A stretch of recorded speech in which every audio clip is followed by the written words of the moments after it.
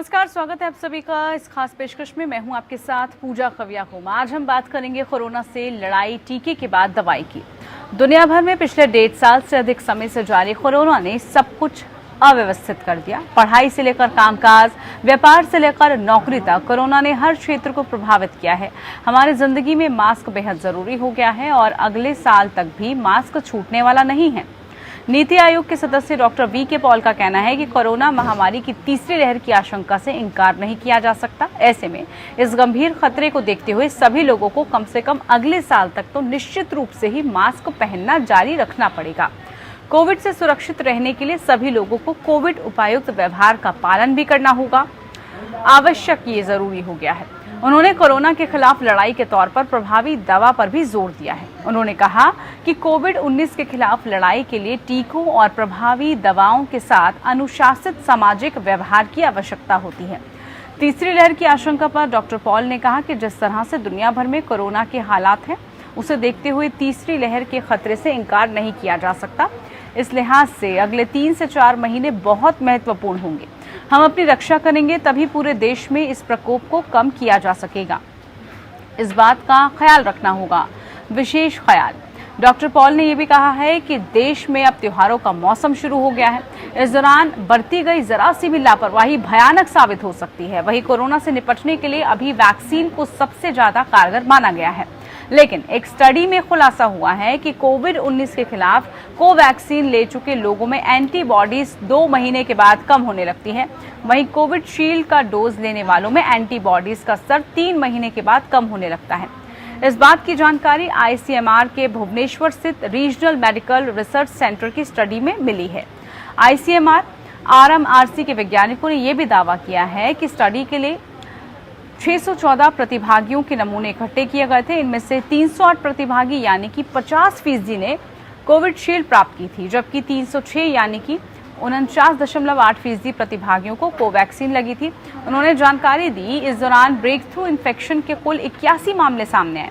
Study में यह भी पता चला है कि बचे हुए 533 स्वास्थ्य कर्मियों में एंटीबॉडीज के स्तर में काफी गिरावट देखी गई है। वहीं भारत में कोरोना वायरस संक्रमण का इलाज करा रहे मरीजों यानी कि एक्टिव केस में बच्चों की संख्या में भी इजाफा हुआ है। हाल ही में आयोजित बैठक में पेश किए गए एम्पावर्ड ग्रुप 1 की डेटा से इस बात की जानकारी मिली है।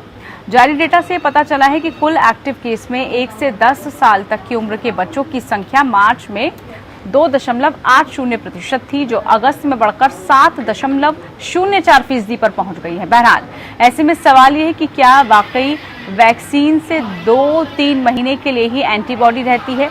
क्या ऐसे में दवाई पर फोकस करना होगा? बच्चों में जो संक्रमण बढ़ रहा है उसके लिए और किस तरह की सावधानियां बरतने की जरूरत है? तीसरी लहर से बचने के लिए क्या एहतियात बरते जाएं? आज इसी को लेकर हम चर्चा करेंगे कि आखिरकार कैसे इन सब से बचाव किया जा सकता है। बिल्कुल, तो कोरोना से लड़ाई और दवाई कितनी जरूरी है, इसी को लेकर आज चर्चा का विषय है, क्योंकि सावधानी हमें रखनी है और आने वाले दिनों में जैसे कि आशंका जाहिर की जा रही है तीसरी लहर की, और साथ ही साथ क्योंकि त्योहारी सीजन है, इसमें हमें कितना ख्याल रखना है, इसी को लेकर आज हम चर्चा कर रहे हैं। चर्चा करने के लिए खास मेहमान हमारे साथ जुड़ चुके हैं, उनसे हम चर्चा करते हैं और जानते हैं कि आखिरकार कैसे जो है हम इन सब चीजों से बचाव कर सकते हैं। डॉक्टर अंशुमन कुमार हमारे साथ सीनियर डॉक्टर के तौर पर जुड़े हैं, बहुत स्वागत है डॉक्टर अंशुमन आपका। डॉक्टर अनीता रमेश हमारे साथ सीनियर डॉक्टर अपोलो हॉस्पिटल से जुड़ चुकी हैं।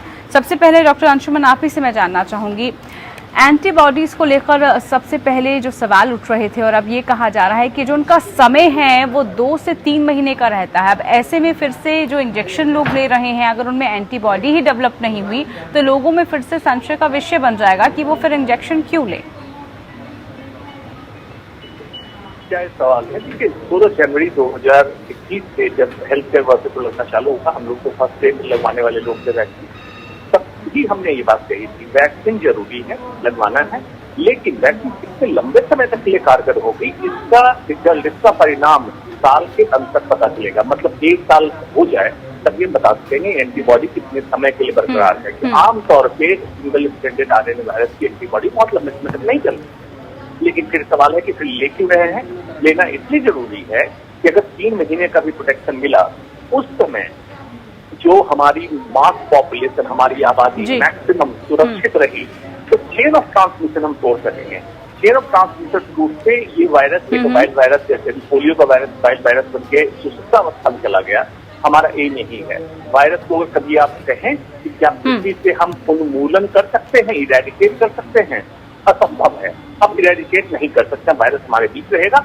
हमारी कोशिश ये है कि इसका संक्रमण एक इंसान दूसरे इंसान में जाने की प्रक्रिया को रोक सके। वैक्सीन ठीक है, एंटीबॉडी कितने समय के लिए रहती है, इसको लेकर अब जो बात की जा रही है वो तो आपने बता दी, लेकिन दवाई के जहां तक बात है, अब कहा जा रहा है कि दवाई पर भी इसका असर जो है रहेगा। अगर दवाई आएगी उस पर हमें फोकस करने की जरूरत है, तो क्या इंजेक्शन के साथ साथ अब दवाई लेने की जरूरत है और कितना समय इस पूरे प्रकरण में अभी लगेगा?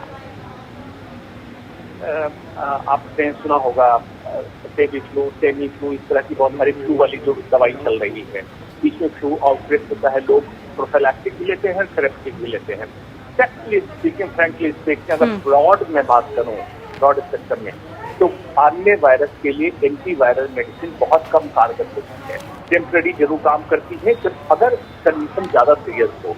उससे हम इसलिए देते हैं कि वायरस का लोड, हाई वायरल लोड जो होता है उसको कम कर दें, ताकि बॉडी को समय मिल जाए एंटीबॉडी बनाने के लिए, और उन वायरस के लोड को हम एंटीवायरल से कम कर लें। तो ये एक समन्वय की स्थिति, संतुलन की स्थिति बना के उस समय पेशेंट को हम बचा सकते हैं। इसलिए ये मेडिसिन कारगर कुछ हद तक साबित होती है। लेकिन आप कहिएगा कि बिल्कुल रामबाण हो जाए, रामबाण ये मेडिसिन कभी नहीं होती है सिंगल स्टैंडर्ड आरएनए। ठीक है डॉक्टर अंशुमन, इसके अलावा अगर हम बात करें बच्चों में संक्रमण की, ये विषय बहुत अपने आप में गंभीर है, क्योंकि हमने देखा कि अब स्कूल्स खुलने शुरू हो गए हैं, हायर क्लासेस के स्कूल खुल चुके हैं। अब धीरे धीरे कहा जा रहा है जो प्राइमरी क्लासेस के बच्चे हैं वो भी स्कूल्स में जाएंगे। लेकिन जो सर्वे में रिपोर्ट सामने आई है उसमें यह है कि बच्चों में जो संक्रमण है वो बढ़ रहा है, परसेंटेज लगातार बढ़ा है पिछले साल के मुकाबले इस साल। तो किस तरह की सावधानियां बच्चों को लेकर अब हम बरतें? एक से अगर हम 10 साल की उम्र के बच्चों की बात करते हैं तो उसमें ज्यादा संक्रमण दर पाई गई है। बच्चों को हमें तीसरी लहर में सबसे ज्यादा सावधान रखना है, लेकिन कैसे उनको रखा जा सकता है? देखिए, 2-3 बातें यहाँ पे क्लियर हम कर लें कि तीसरी लहर की जब बात चल रही है तो बात बच्चों की हो रही है। इसका मतलब ये नहीं है सिर्फ बच्चे ही संक्रमित होंगे। इसका मतलब ये है कि तीसरी लहर में बच्चे भी संक्रमित होंगे। इसका क्या तात्पर्य है कि जो वायरस का स्ट्रेन म्यूटेट हुआ है, ये कम H2 रिसेप्टर होने के बावजूद भी व्यक्ति को संक्रमित कर रहा है। तो बच्चों में कम H2 रिसेप्टर होता है, उससे भी संक्रमित होगा, तो बच्चे भी संक्रमित होंगे। लेकिन जिनमें, वयस्क में, बुजुर्ग में प्रतिरोधक क्षमता नहीं होगी, ऐसे एडल्ट भी संक्रमित होंगे। अब दो बातें इसके बाद सामने आएगी। तीनों सर्वे जो बच्चों में किया गया, तो सेकेंड वेव तक आपने देखा बच्चे क्लिनिकल सिम्टम्स के साथ, मतलब कोई लक्षण के साथ संक्रमित नहीं हुए, लेकिन 65% लगभग सीरो सर्वे पॉजिटिव आया।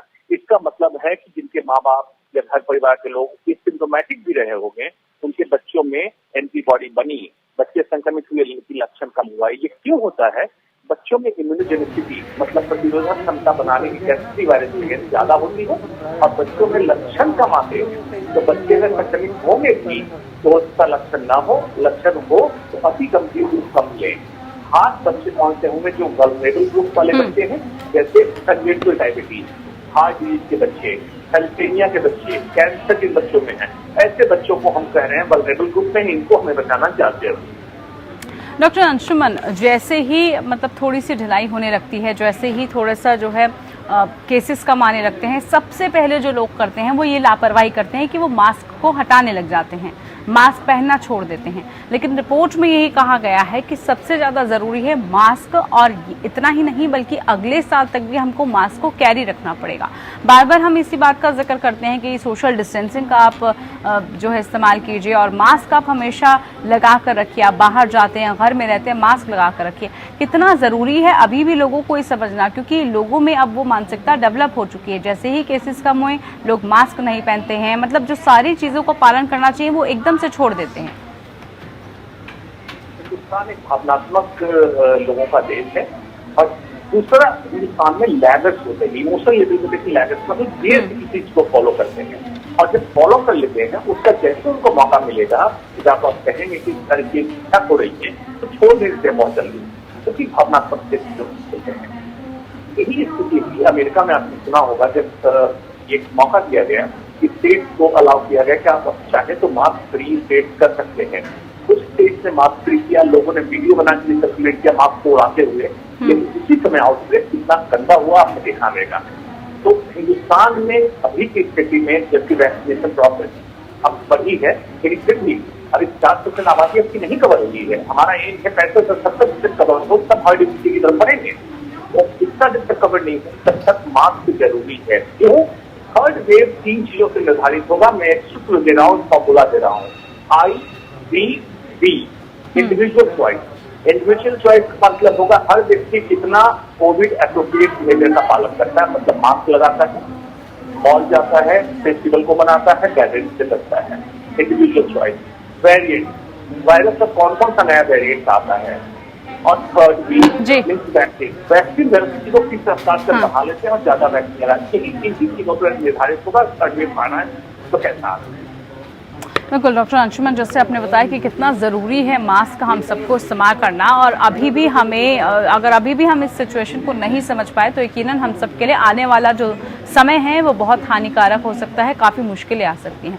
अब डॉक्टर अंशुमन, इस वक्त हम जो बात कर रहे हैं, आने वाले दिनों में फेस्टिवल सीजन शुरू हो जाएगा, और फेस्टिवल्स का मतलब हमें पता है भारत जैसे देश में मार्केट्स में सब लोग उमड़ पड़ते हैं, भारी भीड़ देखने को मिलती है हर जगह पर।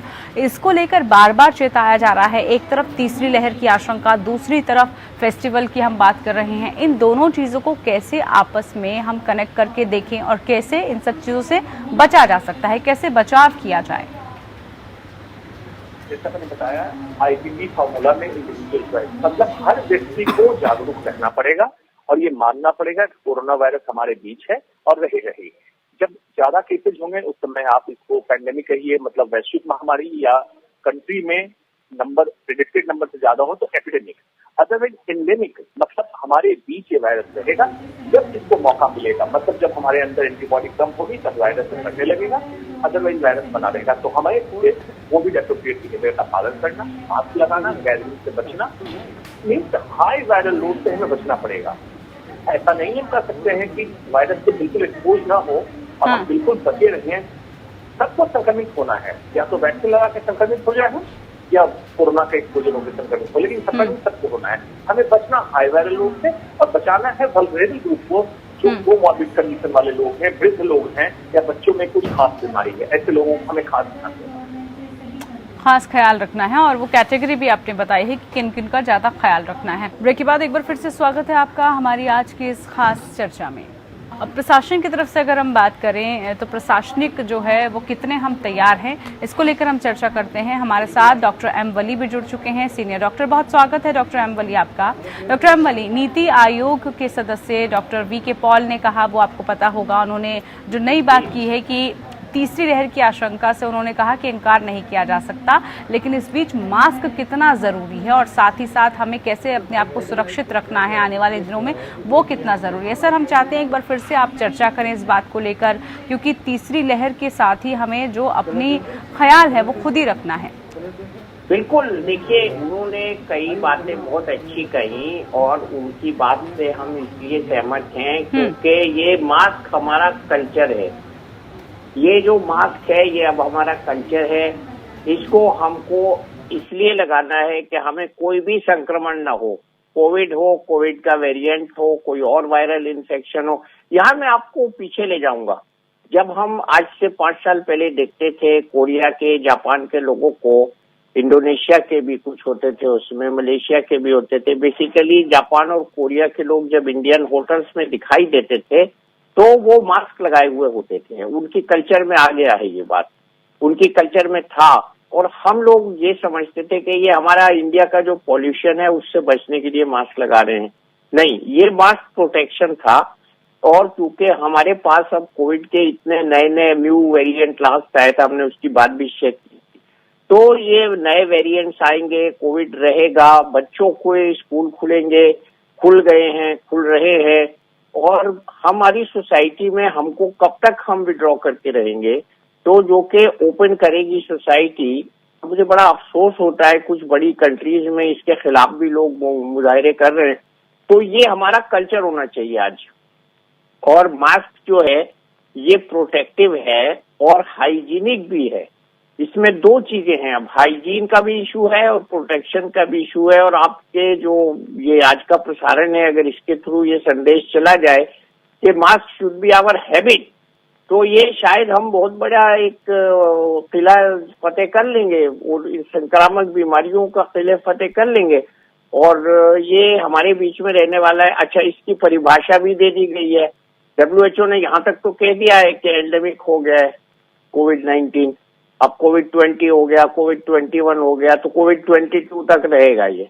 तो कोविड का जो प्रसार और फैलाव है वो अनलिमिटेड होने के लिए, उसको हम लिमिटेड करने के लिए मास्क का प्रयोग करेंगे और मास्क बहुत जरूरी है। 2 गज की दूरी इसके साथ रखिए, मास्क है जरूरी। तो ये दोनों कॉम्बिनेशन बहुत जरूरी हैं और sanitization should be our habit, our routine.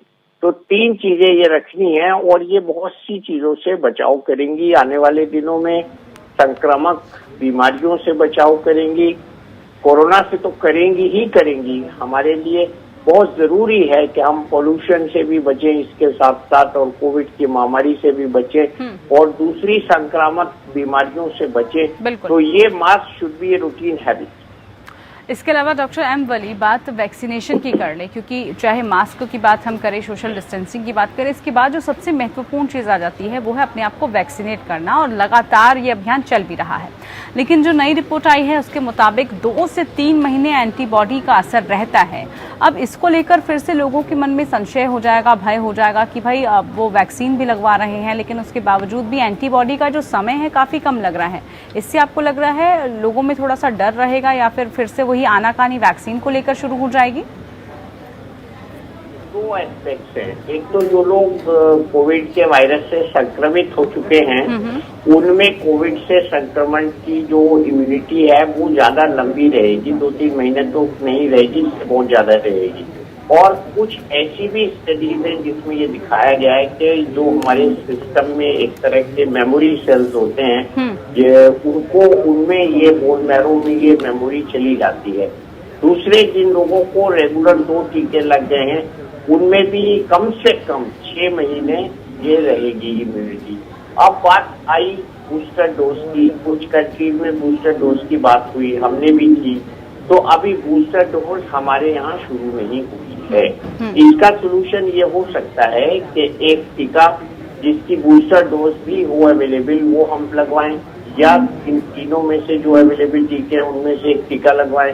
क्योंकि अभी जो लास्ट स्टेटमेंट आया है WHO के चीफ का, उन्होंने कहा है अभी क्लियरली कि अभी हम बूस्टर डोज को वर्ल्ड वाइड एंडोर्स नहीं कर रहे हैं। जो कंट्रीज अपने लेवल पे कर रही हैं ठीक है वो कर रही हैं, लेकिन अभी हमको पहली जो क्रॉस करनी है हर्डल, पहली हर्डल है कि हमारी पॉपुलेशन जो एलिजिबल पॉपुलेशन है उसको दोनों डोज समय से लग जाए, समय से।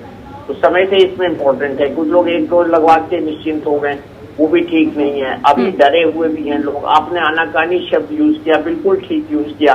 लोग बचने के बहाने ढूंढते हैं, बिल्कुल। तो बचने के बहाने नहीं ढूंढने, इसके लिए आगे आना है। और अभी वर्ल्ड वाइड एप्रिसिएशन हो रहा है कि इंडिया में जो स्पीड पकड़ी हम लोगों ने बहुत अच्छी है, तो उसका फायदा उठाना चाहिए। अब बिल्कुल टीका लगवाना चाहिए, जो भी अवेलेबल है उसको लगवाना चाहिए। और भविष्य में और भी 2-3 टीके नए आ जाएंगे तो फ्री हो जाएगा टीका, मतलब फ्री का मतलब सब जगह अवेलेबल हो जाएगा। बिल्कुल। डॉक्टर अम्बल, टीके की जब हम बात कर रहे हैं तो टीके के साथ कहा जा रहा है अब दवाई पर भी बड़ा फोकस है, उस पर भी जोर देने की जरूरत है और उसको लेकर तमाम रिसर्च भी चल रही हैं। लग रहा है आपको वैक्सीन, दवाइयां, सब कुछ एक साथ तभी कारगर साबित हो पाएगा, लोग जब जागरूक भी होंगे और तभी हम कोविड पर काबू पा पाएंगे। जो दवाइयों को लेकर जो चर्चा है उस पर आपकी क्या राय है? मैं इस सवाल का जवाब ऐसे दूंगा कि आने वाले दिनों में nasal vaccine, oral vaccine, single dose vaccine, ये सब आने वाले हैं और अवेलेबल होंगे। इसके साथ साथ कुछ दवाइयां ऐसी हैं जिसको हमने शायद पूरा एक्सेप्ट नहीं किया था, उनको आगे चल के हमको एक्सेप्ट करना है। इसमें आइवरमेक्टिन के फेवर में मैं शुरू से रहा हूँ, मैंने इस्तेमाल की है और इसका लिटरेचर सॉलिड है। मेरे पास एविडेंस है ये कहने के लिए कि कुछ साइंटिस्ट ने 1 से वीक आइवरमेक्टिन को रिकमेंड किया है अमेरिका में, जिन्होंने आइवरमेक्टिन पे काम किया है और उनके हिसाब से 1 से वीक आइवरमेक्टिन जो है प्रोटेक्टिव होगी, एज गुड प्रोटेक्टिव होगी एज ए वैक्सीन। तो ये अब डिसीजन आपके डॉक्टर का है, आपकी गवर्नमेंट का है, आपकी ICMR का है, आपकी सब तमाम गवर्निंग बॉडीज का है। तो वो कब इसको लाएंगे, कैसे लाएंगे, ये उन पे डिपेंड करता है। साइंटिफिक एतबार से हमारे पास आइवरमेक्टिन पर 1 से वीक के लिए लिटरेचर है, ट्रीटमेंट के लिए भी है और प्रिवेंशन के लिए भी है। बड़ी महत्वपूर्ण बात आपने की है। डॉक्टर अंशुमन भी हमारे साथ लगातार जुड़े हुए हैं। डॉक्टर अंशुमन से हम चर्चा ही कर रहे थे इससे पहले कि वो इस दवाई को लेकर क्या कुछ अपनी राय रखते हैं। डॉक्टर अंशुमन, अब दवाई को लेकर जिस तरीके का डिस्कशन चल रहा है कि आने वाले वक्त में बहुत महत्वपूर्ण हो जाएगा वो, और जितनी भी रिसर्च हैं वो भारत में ही बताने के लिए काफ़ी हैं कि भारत सक्षम है उन दवाइयों को बनाने में भी और देने में भी। क्या आपको लग रहा है आने वाले वक्त में वैक्सीन के साथ साथ लोगों को हम दवाइयाँ भी मुहैया करवा पाएंगे, जल्द से जल्द कोरोना पे काबू पा पाएंगे? देखिए, जहाँ तक बात है कि प्रोडक्शन कैपेसिटी, भारत में प्रोडक्शन कैपेसिटी कभी कोई कमी नहीं है, न दवाई है न वैक्सीन, प्रोडक्शन कैपेसिटी हमारे हिसाब से। डॉक्टर इनवली ने बहुत क्लियरली इंडिकेट कर दिया कि इसके लिए agency, health agency, ICMR, ministry of health और डॉक्टर जो गाइडलाइंस बनाए वो बहुत सतर्कता के साथ बनाए और पारदर्शिता के साथ पेश करें। लेकिन जिसकी भी हमें भूलनी नहीं चाहिए, जैसे कॉमन फ्लू के बारे में मैंने पहले बताया, टाइमी फ्लू वैक्सीन लोग लेते थे, ओवर द काउंटर लेके खाने लगे थे, प्रोफिलैक्सिस के लिए भी खाते थे और ट्रीटमेंट के लिए भी खाते थे, जिसका बहुत खराब इम्पैक्ट पड़ा है। क्या रखना पड़ेगा, corona virus, single strand RNA virus से एंटीवायरल मेडिसिन इतनी कारगर नहीं होती सिंगल स्ट्रेंड RNA वायरस से, एक्सेप्ट ICU सेटअप में, या जिसके लिए डॉक्टर बली साहब ने आपको कहा कि डॉक्टर को डिसाइड करने दो। मतलब टेलीविजन शो देख के ये ना समझ लें कि हम लोग जो गाइडलाइन दे रहे हैं उसको जाके आप फॉलो करिएगा, समझ कीजिएगा, खुद से डॉक्टर ना बन जाए। कम करने बिल्कुल सही बात आपने बोली डॉक्टर अंशुमन, क्योंकि अभी हम जैसे चर्चा कर रहे हैं तो कुछ लोग तुरंत केमिस्ट की शॉप पे जाके ये ना पूछने लग जाएं कि भाई कोरोना की दवाई आ गई है तो आप हमें दे दीजिए। ये जो स्थिति है वो बहुत ज्यादा देखने को मिलती है, वो समझाने की भी जरूरत है लोगों को। हम दोनों इस लाइन से सहमत हैं कि हमारे पास एक एक्सेप्टेड गाइडलाइन होगी और उस गाइडलाइन के हिसाब से हमको अपने मरीजों का इलाज करना होगा। ठीक है, हमारे पास ऐसा लिटरेचर भी है, ऐसी रिसर्च भी है, ऐसी कंट्रीज है जिन्होंने, आपको याद होगा बांग्लादेश से आपके पास कोई बुरी खबर नहीं आई पूरे कोरोना के एपिसोड में, उन्होंने शुरू से ही अपना रिजीम रखा है, उसमें डॉक्सीसाइक्लिन, आइवरमेक्टिन को रखा है। आपको ये भी याद होगा कि हमारे यहाँ ICMR ने अलाउ किया था मेडिकल एक्सपर्ट्स के लिए, जब कोरोना शुरू हुआ था, SCQS जो बाद में विड्रॉ हुई। तो ये बहुत सी जिसको कहते हैं सोमरसॉल्ट डिसीजंस हुए हैं इस बीमारी में, और हमको डेली कुछ न कुछ नई जो नॉलेज है, नए आयाम है इसके बारे में वो मिलते हैं। इसलिए मैं यही कहूँगा सारे जो दर्शक हैं उनसे कि कोरोना को बिल्कुल हवा न बनाएं। कोरोना से बचने का तरीका सबसे बड़ा जो है, सबसे बड़ा कोरोना से बचने का तरीका मास्क है, उसको हम बिल्कुल भी अंडर एस्टिमेट नहीं करें। जहां भी लापरवाही हुई है मास्क के कम यूज से हुई है या न यूज करने से हुई है, क्योंकि जब हमारा फाटक बंद है तो चोर दाखिल नहीं होगा। तो अपने नाक के और मुंह के रास्ते को बंद करें। और मैं शायद उन डॉक्टर्स में से एक हूँ जिन्होंने शुरू में कहा था कि आप डबल मास्क लगाइए, और मुझे बाद में बड़ी खुशी हुई जब मैंने फॉरेन कंट्रीज में भी देखा लोगों को डबल मास्क लगाए हुए। तो एक मास्क से भी हम डिपेंड नहीं करें, हमको मास्क का प्रोटेक्शन फुल प्रूफ रखना है। फुल प्रूफ का मतलब हम जगह न छोड़ें, और मास्क का सही इस्तेमाल हर एक को आना चाहिए। इस वक्त बच्चों को स्कूलों में और बड़ों को और डॉक्टर्स को भी अपना एक मिशन बनाना पड़ेगा कि मास्क का सही इस्तेमाल कैसे करें, मास्क को टाइट तरीके से कैसे यूज करें, और बीच बीच में चाय पीने के लिए, पानी पीने के लिए मास्क को बार बार ना निकालें। मास्क को जितना हम कंटिन्यूअस लगाएंगे और टाइट लगाएंगे, यहाँ से हवा ना लीक हो, उसमें पहचान बताता हूँ कि चश्मे की फॉगिंग अगर हो रही है सांस के जरिए से तो इसका मतलब मास्क एयरटाइट नहीं है। तो ये बहुत जरूरी है मास्क के इस्तेमाल में, बिल्कुल बिल्कुल नहीं होनी चाहिए। बिल्कुल बिल्कुल, आपको एक्टिव होके और जो जितने भी आपको गाइडलाइंस बार बार दी जा रही हैं उनको फॉलो आपको करते रहना होगा, तभी आप कोविड से बच पाएंगे और तभी जो है हम जिस देश की बात करते हैं कि बहुत जल्द जो है हम कोविड को हरा पाएंगे, वो मुमकिन हो पाएगा, लेकिन अपने आप एहतियात ज़रूर बरतने होंगे। बहुत शुक्रिया आप दोनों खास मेहमानों का, आप हमारे साथ जुड़े, चर्चा का विषय हमने किया। अब लगातार इस बात को लेकर कोशिशें की जा रही हैं कि दवाई कब तक आती है, लेकिन दवाई, कड़ाई और साथ ही जो वैक्सीन है वो आप सबको लगाना बहुत ज़रूरी है। अपने आप को आप स्वस्थ रखेंगे, हेल्दी रखेंगे, तभी आप कोविड से बच पाएंगे। फिलहाल हमारे आज के इस खास पेशकश में इतना ही। नमस्कार।